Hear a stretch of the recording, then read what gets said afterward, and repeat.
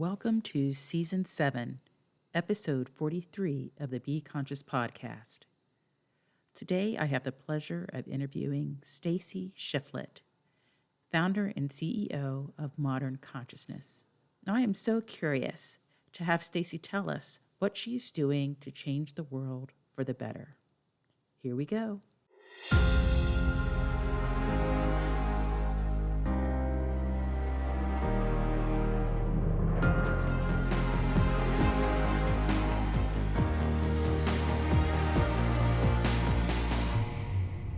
Welcome to the Be Conscious podcast, the show that brings you enlightened perspectives on the frequency of money, life's many challenges, and those heavy feelings that may be holding you back from living your best life. And now your host, Dr. Susan Nicholas. Stacy is an accomplished business person and entrepreneur with experience and success that spans multiple industries. However, a life-changing event in 2012 propelled Stacy forward on a personal journey of healing and self-discovery. Stacy, I am very intrigued to learn about this life-changing event. Welcome to the Be Conscious podcast. Hi, Susan. Thank you so very much. I'm so happy to be here today. Stacy, thank you so much for joining me on the Be Conscious podcast. I'm very interested about you and what you are doing, like I said in our intro, to change the world for the better. Can you help our audience understand who you are and kind of what led up to that life-changing event in 2012? I'd be delighted to do that. I've been on a personal journey. Well, we're on journeys our entire lives, but I went through a divorce after 28 years of marriage in 2012. And although I appeared to be doing really well on the outside, I wasn't doing so well on the inside. And after a couple of years of dealing with that and working myself through that, I realized that the lifestyle I had adopted really was not sustainable. And I wasn't really feeling at peace within myself. So I set about on a journey on a wide range of topics and modalities and studies and meditated, oh my gosh, for probably about a year. But basically, what I wanted to do was to understand what was going on, not only with me, but the human condition in general. And it was a fascinating journey, and I learned an enormous amount and really built my personal consciousness and my inner peace going through this process. So, not only gaining inner peace with regard to a specific situation, which would be the divorce, but really achieving peace and joy in my daily life in all things. That doesn't necessarily mean that you don't still have, emotions like grief and so on and so forth, but to learn how to actually process those in a healthy way. Hmm. I understand. Can you help us to, what did you mean by you had a lifestyle that was unsustainable? What was happening in your life that something had to change?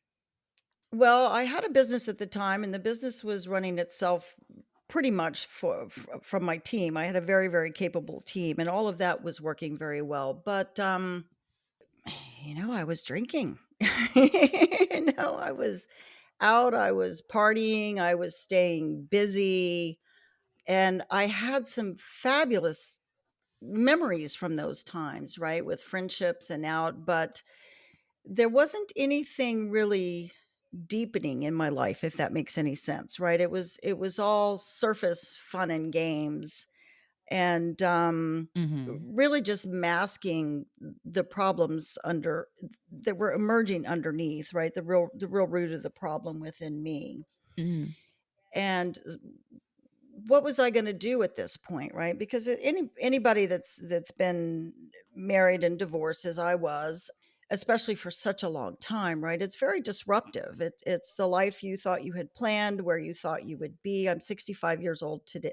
This year, I was 55 at the time. So, at that age, you don't necessarily think that's where you're going to end up. So I really just focused on getting myself back and getting my internal peace, which oddly enough is something that has been important to me even since I've been a child. My mom used to get really tickled with me when I was little because she would, of course, try to guide me and teach me the ways of the world or the ways of whatever. And I would look at her and say, as long as I have peace of mind, I'm good. I'm going to heaven. So I kind of Hmm. got back to that.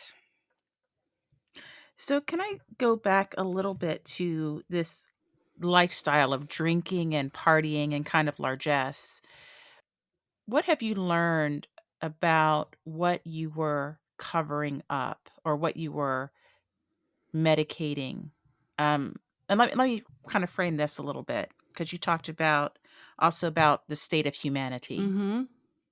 So, if you look at popular culture, like movies or books or, I don't know, entertainment, when people have some sort of inner conflict or inner feelings, the first thing that happens, this is how the scenario always works out. There's something going on, and the person open swings open their front door, and they go straight to, the decanter of bourbon or whatever, and they got to take this big swig of liquor, to calm themselves, or to whatever, to be able to handle whatever it is. Now, of course, that never works because whatever they're inebriating themselves or whatever they're covering up, whatever they're medicating, whatever they're distracting themselves from doesn't go away at the bottom of the glass or the bottle or whatever it is, or when the party's over. And so I wonder if you could help us to understand. I mean, many people go through relationship ups and downs and, divorces, or people become widowed, yeah, I feel like perhaps that was the catalyst that tapped into something much deeper. Can you help us to understand what was really going on with you? I will do my best to do that. I think there's a couple of different perspectives on that. So one is just our cultural influence, right? Our environment. We live, I think, in a great deal in a world that has a very superficial, an emphasis on the superficial, right? It's through the marketing, how we appear, what we look like, what our paycheck is. Those are all external factors, and I think that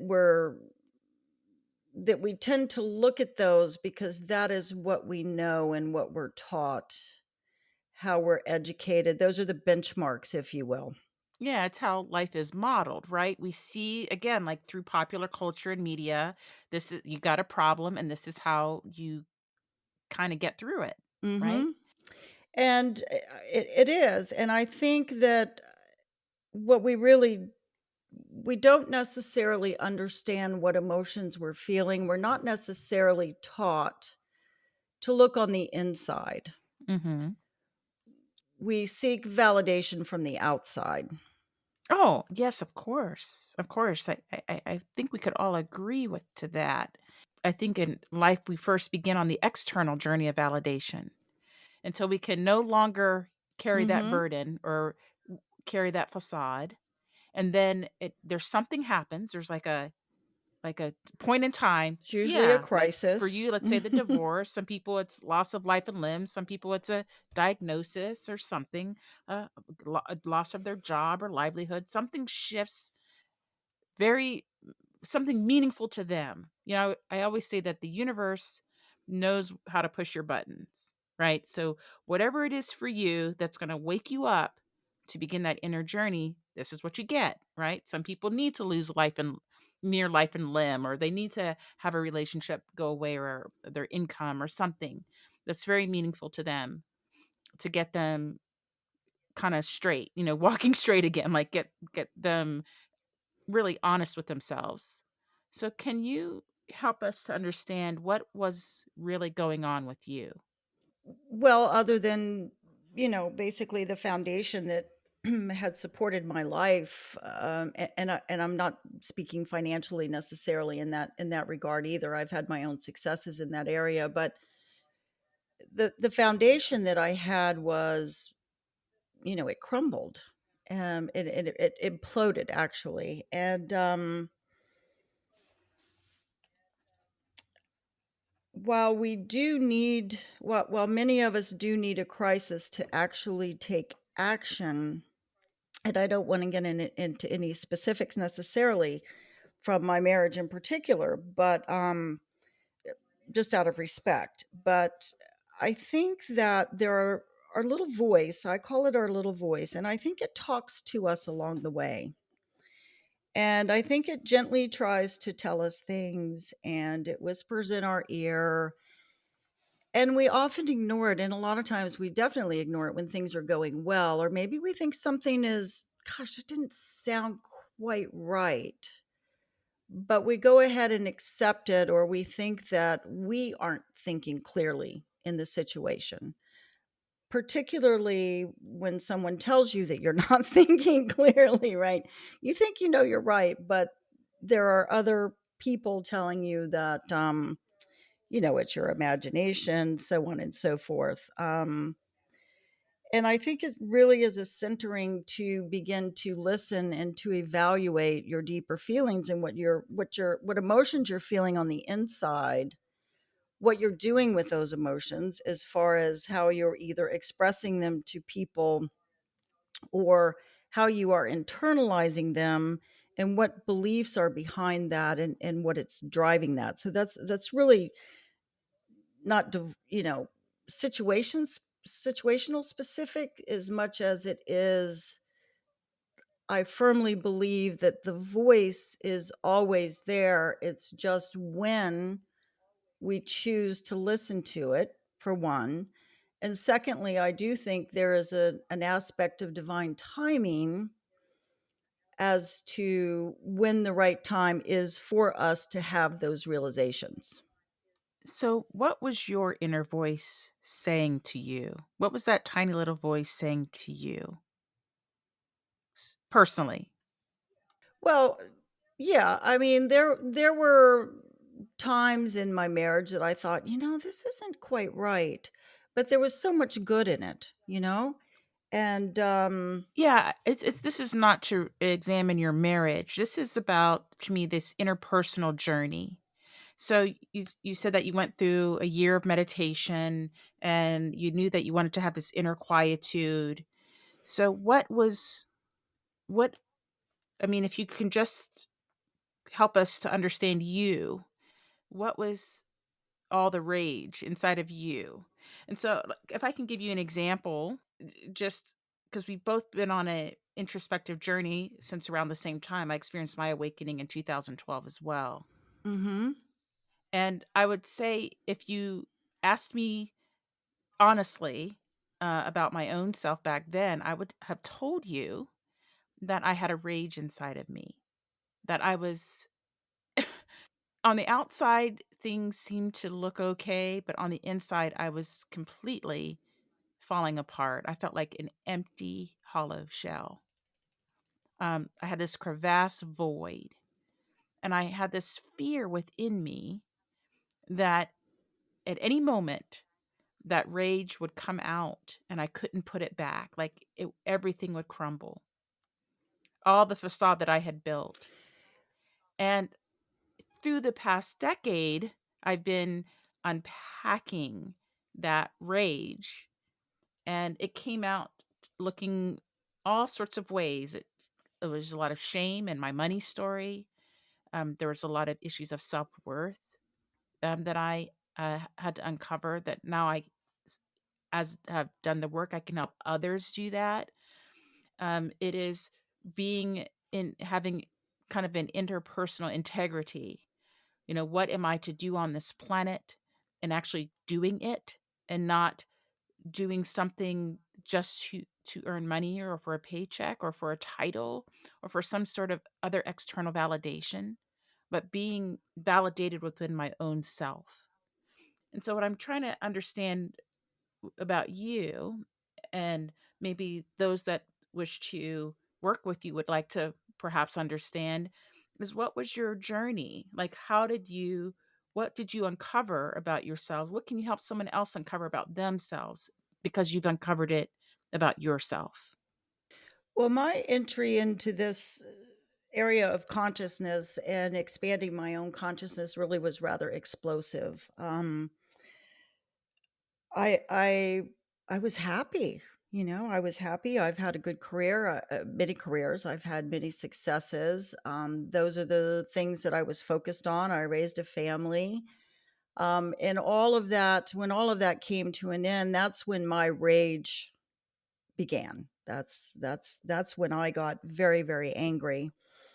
And I believe through that process of dealing with that anger, it also took me a while to reassign it to the appropriate emotion, which was really grief. It was really loss, right? It was really a loss of what I thought my life was, where I thought my life was going. I hadn't really had a lot of deep introspection. I mean, obviously, I have at times over my life, but I wasn't at that place, right? Whereas you said you had like an undercurrent of rage. I didn't really have that until my life imploded. And I certainly was angry. That is what fueled the couple of years of my drinking and whatnot. And it took me a while to really understand what it was. And it really was grief. You go through all the stages of grief. And as far as one of the key things that I have learned throughout that, and I'm a practical girl. I'm pretty practical about things. I like things that work, and I like things that work simply. And one of the things that has helped me the most, and it took me a while to get here for sure, Mhm. is just learning to control, not even control, not even manage. Manage is a better word, but to look at the things that were triggering me into feeling a negative emotion. And that again could be something expressed externally or internally with those feelings that you were talking about, like unworthiness, the things we turn in on ourselves as faults with ourselves, to really start to look at those not from a reactionary standpoint, but to be curious about them. Why was that there? What is it? What is really underneath that? And that's what's helped me tremendously. And that's one of the places that I start with my clients because they are clues as to what's going on in our world. And often what we think is going on isn't really what's going on because we haven't taken the time to dig deeply within ourselves, sit with ourselves, and get the education that's required to understand it. We're not taught those things. At least I wasn't taught those things. Yeah, what you're speaking about is something that what I've called the process of introspection. I think when we are born into this life, it's very outward looking, it's very physical.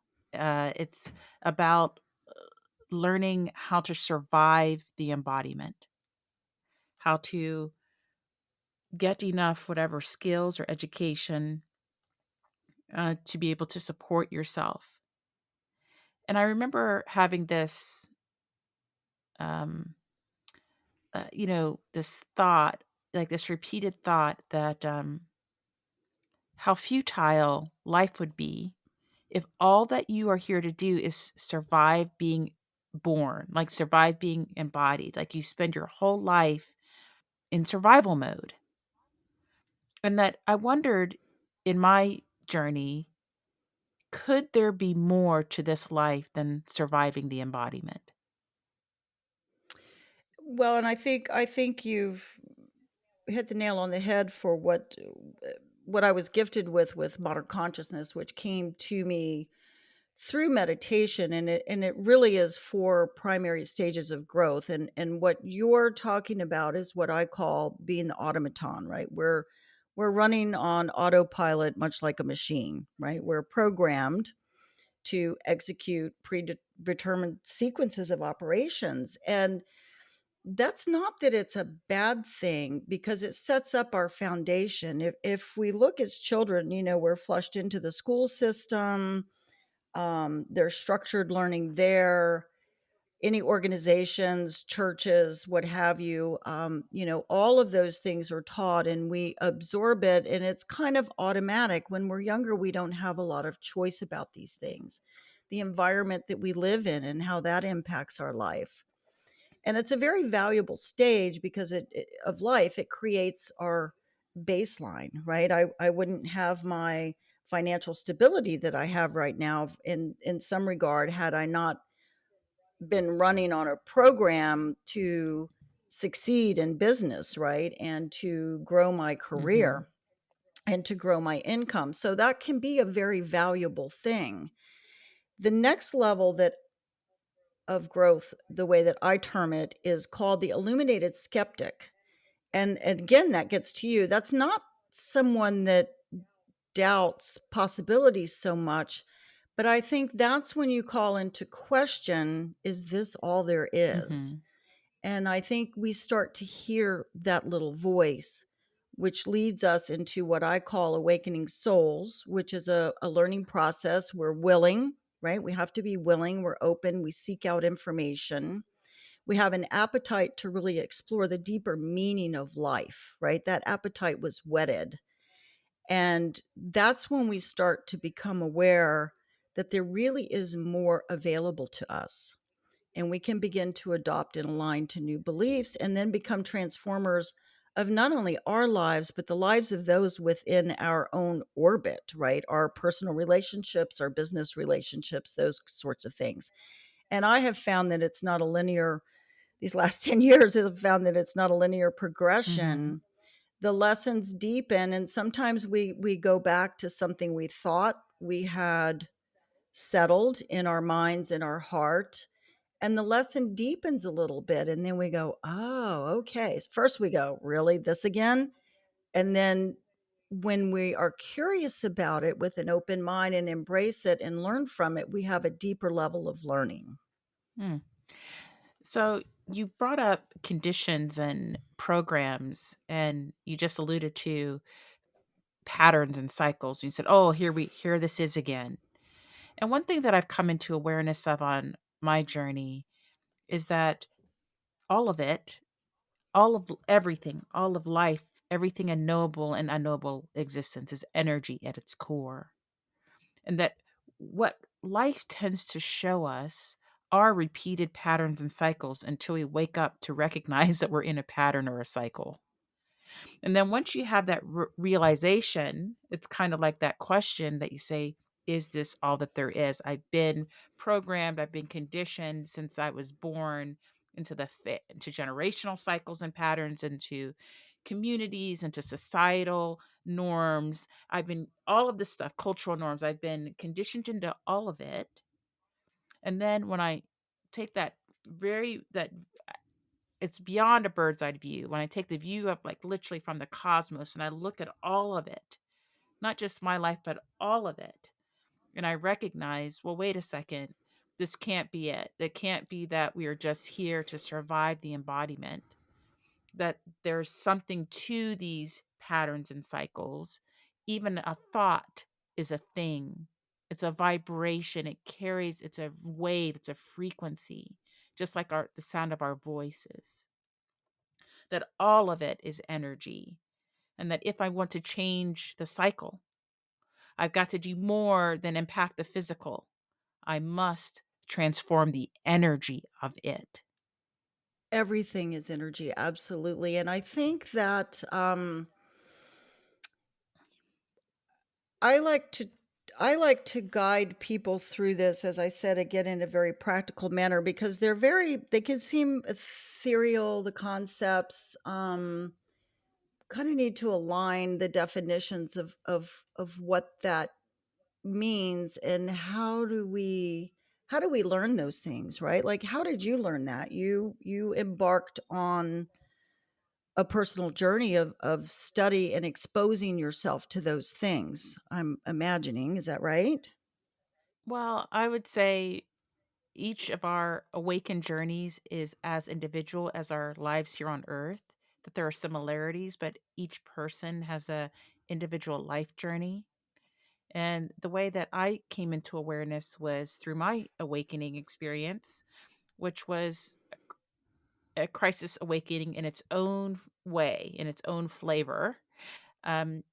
It wasn't something like a divorce, for example, or a job loss or something like that. It was um, me leaving out of my body, n- n- truly asking these questions of existence, not just my own, but of all of humanity, as you mentioned earlier. Like, there's something that ails all of humanity.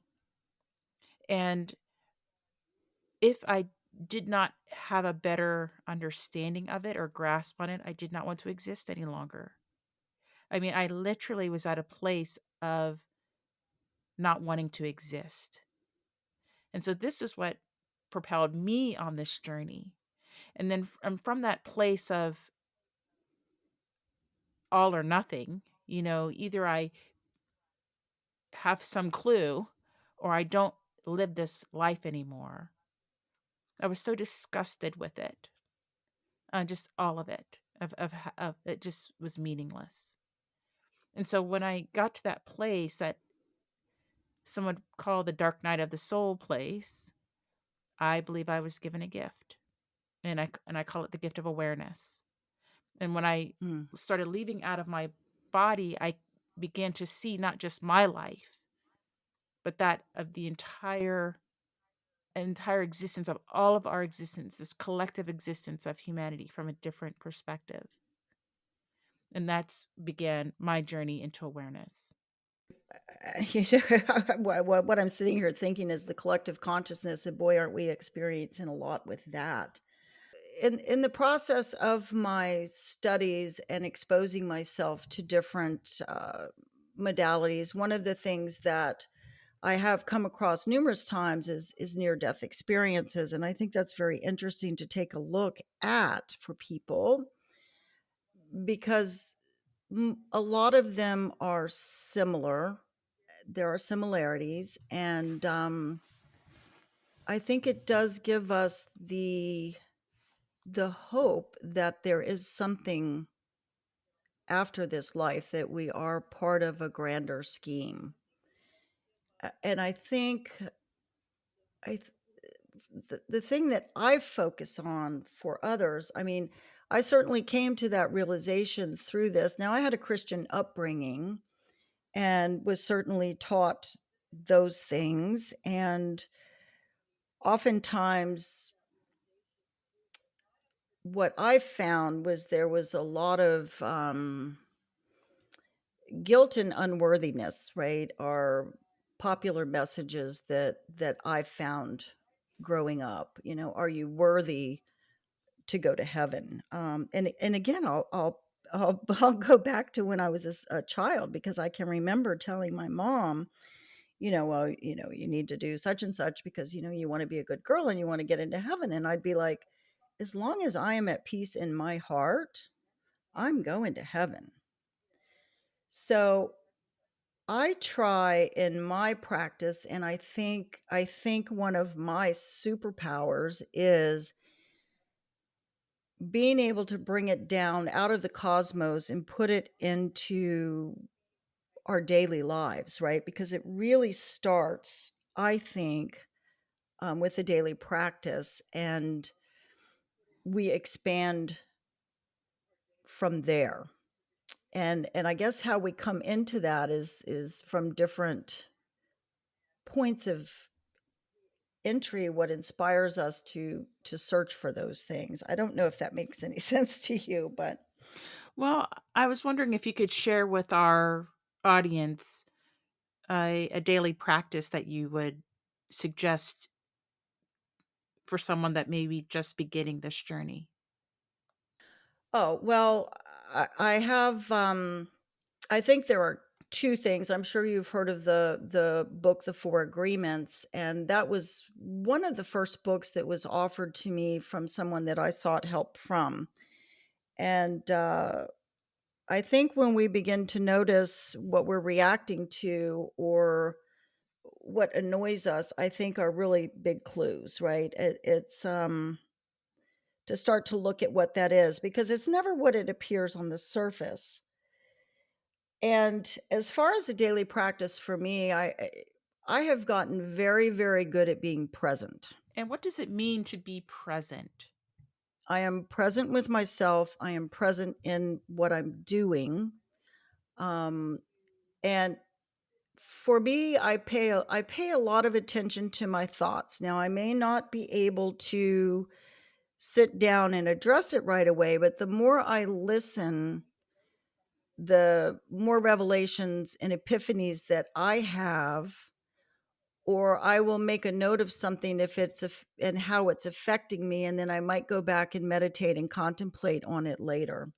I could give you a really good example. I just of staying present because it's in a number of different ways. But I was just traveling with my son last month, Mhm. and we were out west as Hurricane Ian was beginning to bear down. I think you and I chatted about this a bit via email. As the hurricane was getting ready to bear down on my home here at Siesta Key, I was not here. And I had prepped for the storm before I left, but there we were on vacation. And what were we to do? Right. So I told my son, I said, you know what? There's nothing that we can do about it now. So we're just going to go ahead and continue our vacation and we'll check the news in the evenings and see the weather forecast and figure out what's going on. But Mhm.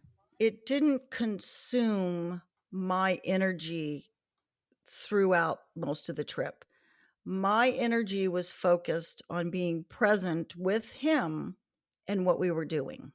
Yes, I understand that. I think when you talk about bringing things down to earth, in the spiritual realms and in spiritual speak, you hear a lot of this idea about being present.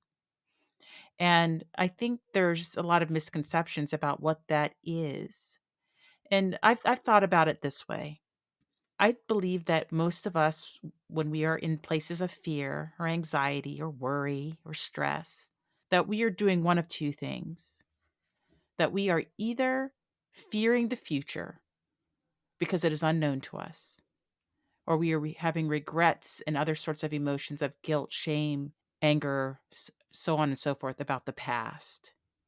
So it's something that has happened that still is bothering us or irking us, or it's fear of the future something that has yet to happen. And I agree wholehearted with you. And we bring that into our present so that we're not really present. We're focusing on the past or worrying about the future. Exactly. Hmm. And so how does one bring that into their daily life? And I wanted to share an example that I had with my son just yesterday. So I have a 13-year-old son. He's just turned 13 just last month, and I picked him up from his swimming. He's on the swim team. I picked him up from that his practice, and I say, "Hey, buddy, let's pick up some Thai food on the way home." And so we're at the Thai restaurant, and we're sitting at their bar. My son ordered just a cup of, like, jasmine tea or something, just as we're waiting for our order to be prepared. We had a Oh, carryout order. And my son said he turned to me and he said, "Mommy, I feel happy right now." And I said, that's great." I said, "What do you feel happy about?" He goes, "I'm just being present." He goes, I'm having a cup of tea. It's really warm and cozy in here because we had been having some wet, rainy weather. Cool, it's cooled down quite a bit, thankfully here in Atlanta.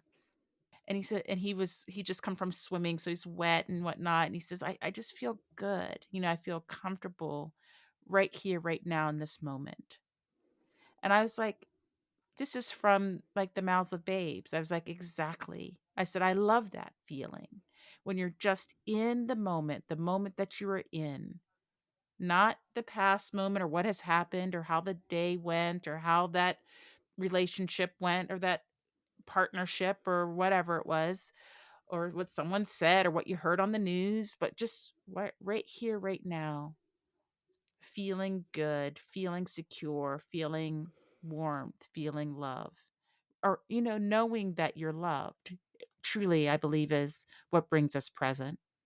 That's just a beautiful experience and a beautiful example, and, we don't allow ourselves those moments, we could be stopping you could be stopping for tea with your son, but yet, you know, you're not fully focused on, not you, the global you, right? We're not really focused on that moment. We're thinking, "Oh, you need to hurry up because I've got to get you to soccer practice, and then we've got to do this, and I've got to get stopped by the store." And we don't Exactly. quiet our minds enough to really take in those moments. And those are really the most important and the most precious moments, right?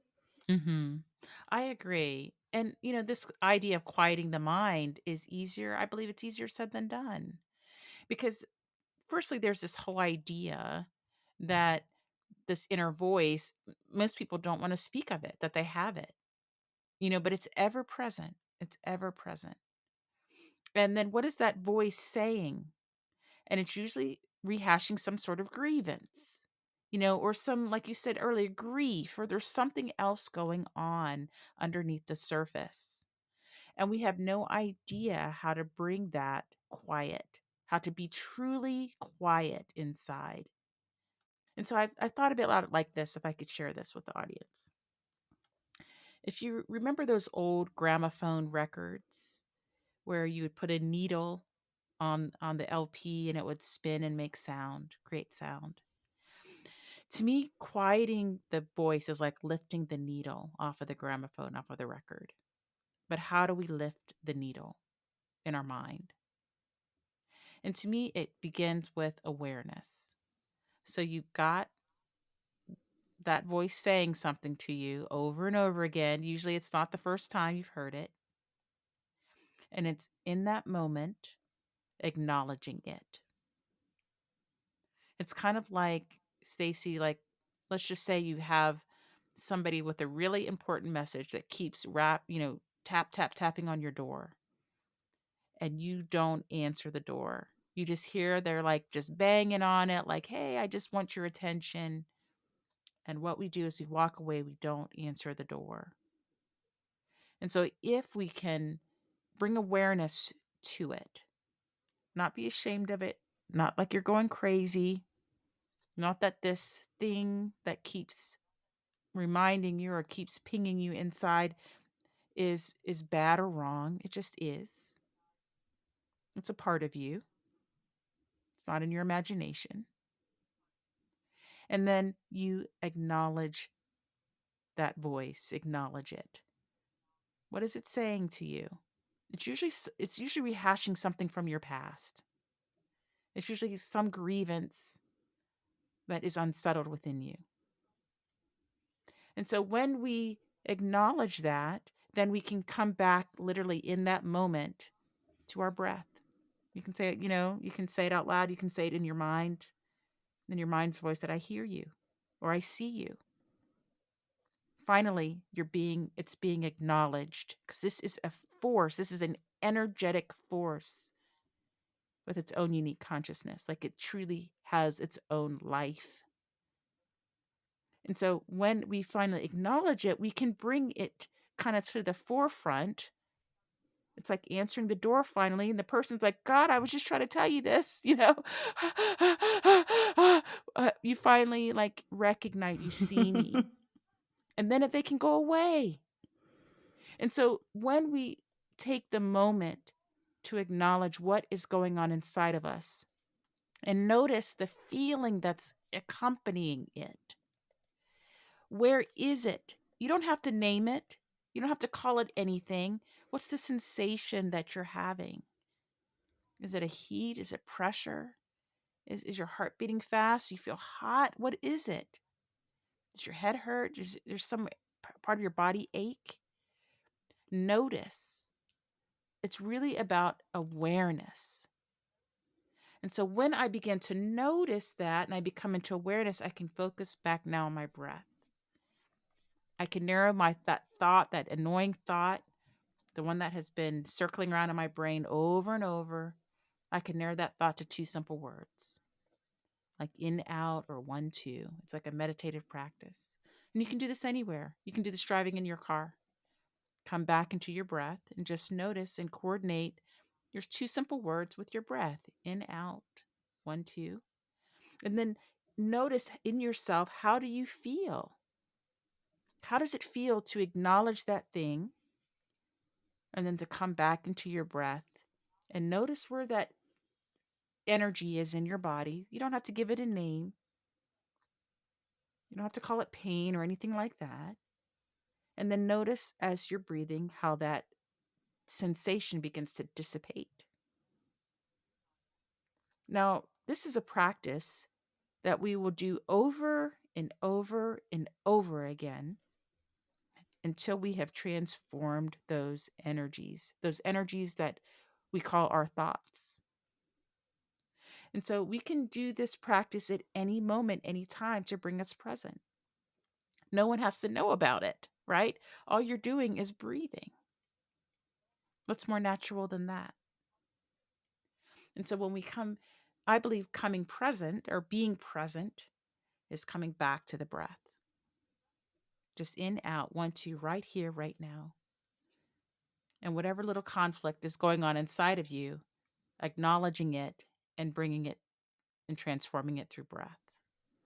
I like to also I do that, and I think people that don't have that practice would be amazed at what even 5 minutes of that can do, right? And I like to place my hands on my heart oftentimes to really center into my heart. Mm-hmm. And you said something, well, as I was listening to you, I wrote down the words, see me. And I think when you take the time to see yourself, to really see me and to connect with yourself and to work Mm-hmm. on loving ourselves. I think a lot of things in life come down to two basic emotions, which are love versus fear, and most of the teachers will tell you that. And there are a common set of beliefs that leave us feeling a lack of self-love, a lack of self-worth. And I think it's really beginning to understand those and to question them. And until we're quiet, we need to get quiet so that we can begin to understand really what our values and our desires and our goals are and realign to that rather than necessarily what society has taught us. Mm-hmm. Well, Stacy, in our final moments, can you share with our audience how they can find you or reach you? Absolutely. My website is modernconsciousness.com. And I'm on Facebook and Instagram under that handle as well, Modern Consciousness.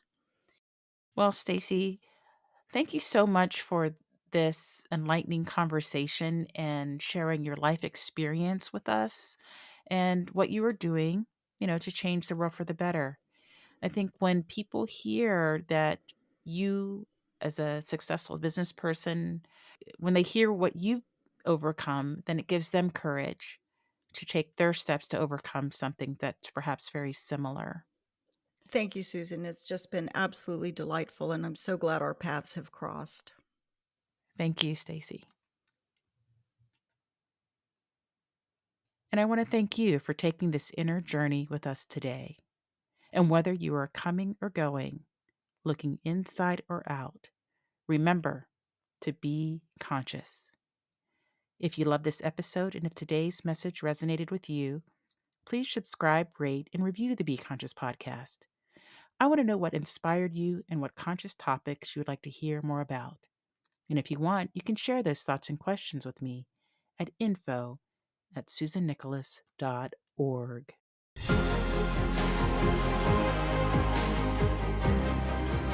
Thanks for listening to the Be Conscious podcast with author, TEDx international speaker, and conscious coach, Dr. Susan Nicholas. Be sure to connect with her to stay up to date with her latest news and works. Learn more about her conscious speaking platform at susannicholas.org/speaking. Stay tuned for the next thought-provoking episode. And whether you are coming or going, looking inside or out, remember to be conscious.